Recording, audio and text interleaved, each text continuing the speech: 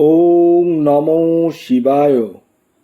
ওং নমো শিবায়। ওং নমো শিবায়। বন্ধুরা, এটি তুলা রাশির জাতক ও জাতিকার মাসিক রাশিফলের ভিডিও।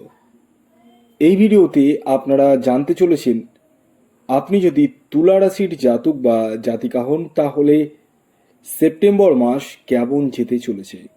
হ্যাঁ বন্ধুরা, আমি এই ভিডিওতে তুলা রাশির জাতক ও জাতিকার একটা সম্ভাব্য ভবিষ্যৎবাণী করতে চলেছি, যার মাধ্যমে আপনি সহজেই বুঝতে পারবেন যে আপনাদের এই সেপ্টেম্বর মাস কেমন যেতে পারে, অর্থাৎ কোন কোন জায়গাগুলো থেকে খুব ভালো যেতে পারে, কোন জায়গাগুলো থেকে সমস্যা আসতে পারে, সমস্তটাই আমি আপনাদের সামনে তুলে ধরার চেষ্টা করছি।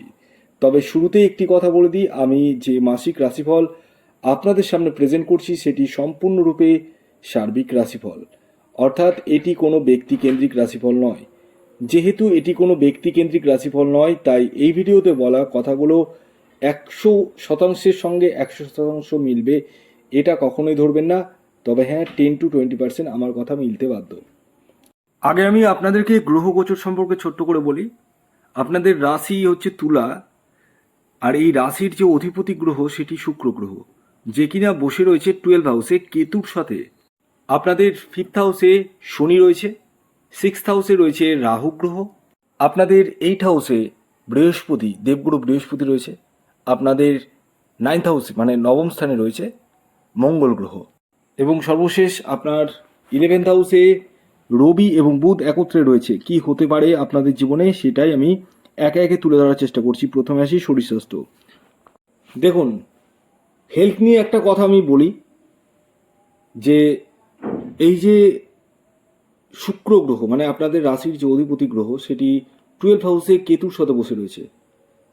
কেতু যে মানে ঘরে বসে কোনো গ্রহের সাথে, সেই ঘরটাকে কিন্তু নষ্ট করে ফেলে। আর তার মধ্যে গোদের উপর বিস্ফোরা হয়েছে 12 হাউস, মানে 12 হাউস মানেই কিন্তু হসপিটালাইজ বোঝায়, 12 হাউস মানেই কিন্তু বিদেশ যাত্রা বোঝায়, 12 হাউস মানেই খরচার জায়গা বোঝায়। তো একটা কথা বলি, হেলথ নিয়ে কিছু খরচা হয়ে যাওয়া সেটা কিন্তু রয়েছে মিড সেপ্টেম্বর পর্যন্ত। মিড সেপ্টেম্বরের পরবর্তী সময় ভালো যেতে চলেছে, সেটা কিন্তু কোনো অসুবিধা নেই। আপনাদের গুরুজনদের হেলথ নিয়েও কিন্তু একটু চিন্তার বিষয় রয়েছে মিড সেপ্টেম্বর পর্যন্ত, অর্থাৎ সেপ্টেম্বরের মিডল ফেজ পর্যন্ত। তারপরে কিন্তু আস্তে ধীরে ধীরে সেই জায়গাটা প্রোগ্রেস হতে চলেছে। ভাগ্যের সাপোর্ট কিন্তু আপনারা এই মাসে কিন্তু পূর্ণ মাত্রায় পাবেন একদম 22শে সেপ্টেম্বর থেকে। এরপরে আসি আপনাদের এডুকেশন কেমন যেতে চলেছে। এটি 5th হাউস থেকে দেখতে হয়, এবং 5th হাউসে বসে রয়েছে শনি, বুধের দৃষ্টি রয়েছে, এবং শনি নিজে বসে রয়েছে, এবং শনি কিন্তু বক্রী রয়েছে, নিজের ঘরে রয়েছে। একটা কথা বলেই, এডুকেশনের জায়গাটা অতীব মাত্রায় কিন্তু শুভ হতে চলেছে, অতীব মাত্রায়, মানে আপনারা এক্সপেক্ট করবেন না সেরকম কিন্তু ফল পেতে পারেন। ইয়েস, তবে দেখতে হবে আপনার নিজস্ব ব্যক্তিগত জন্মছকে বুধ এবং শনির স্থিতি কেমন রয়েছে। এটি তো আমি সার্বিক বিচার বলছি। আর বিষয় হচ্ছে, আপনারা যারা কম্পিটিটিভ এক্সামে বসবো ভাবছেন তারা কিন্তু বসতে পারেন। বিদেশে পড়ার সুযোগ আসতে চলেছে, এবং কোনো জায়গায় অ্যাডমিশন নেবো ভাবলে নিয়ে নিতে পারেন, কোনো অসুবিধা নেই। এরপর আছি প্রেম, ভালোবাসা বা লাভ কেমন যেতে চলেছে। দেখুন, প্রেমের কথা যদি বলা যায় তাহলে আমি একটা কথাই বলবো, প্রেম যে গ্রহ দেখায় সেটা হচ্ছে শুক্র গ্রহ, যেটা আপনাদের রাশির অধিপতি।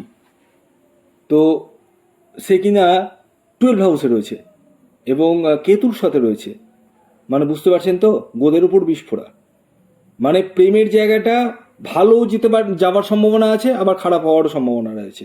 মানে কোনো দিন খুবই ভালো যাবে, কোনো দিন খুবই খারাপ যাবে। 2-5 দিন কথা বললেন না ফোনে, ফোন কল বন্ধ, সব বন্ধ, আবার একটু ঠিক হলো আগের থেকে। মানে আপস অ্যান্ড ডাউনস, মানে আপনি যেরকম আশা করবেন সেরকম মাত্রায় কিন্তু ফল নাও পেতে পারেন। তবে যারা প্রেমকে বিবাহের রূপদান দিব ভাবছেন তারা কিন্তু দিতে পারেন, সেটা 18 তারিখের পরবর্তী সময়, 18 তারিখের আগে নয়। আর হ্যাঁ, এই মাসে আকস্মিক অর্থ প্রাপ্তির জায়গাটাও কিন্তু আপনাদের ক্ষেত্রে পূর্ণ মাত্রায় দেখতে পাওয়া যাচ্ছে। তবে দেখতে হবে আপনার ব্যক্তিগত জন্মছকে কেতু গ্রহের অবস্থান কেমন রয়েছে।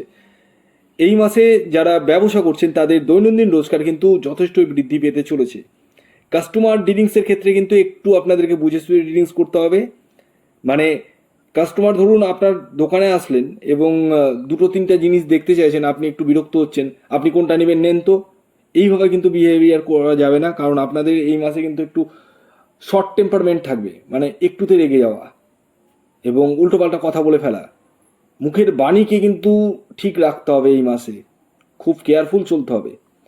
এই মাসে যারা চাকুরির জন্য প্রচেষ্টা করছেন তাদেরকে বলবো চাকুরির জন্য প্রচেষ্টা করতে পারেন, খুবই শুভ।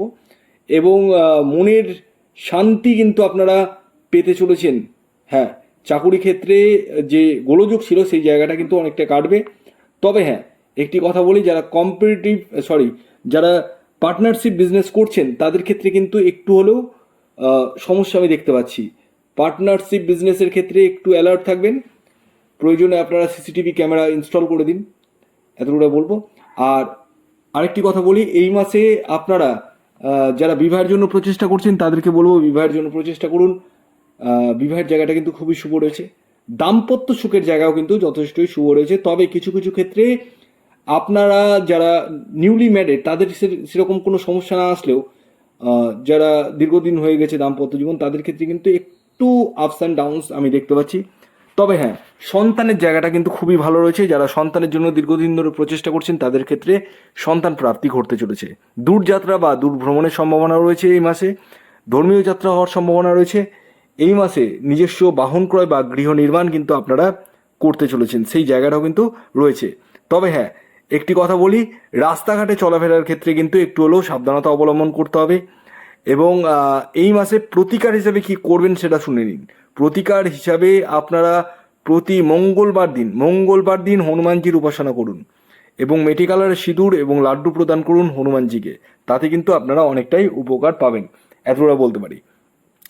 তো ভিডিওটি কেমন লাগলো অবশ্যই জানান। যদি ভিডিওটি ভালো লাগে অবশ্যই লাইক করে দিন, শেয়ার করে দিন, সাবস্ক্রাইব না করে থাকলে সাবস্ক্রাইব করে পাশের বেল আইকনটিকে প্রেস করে দিন।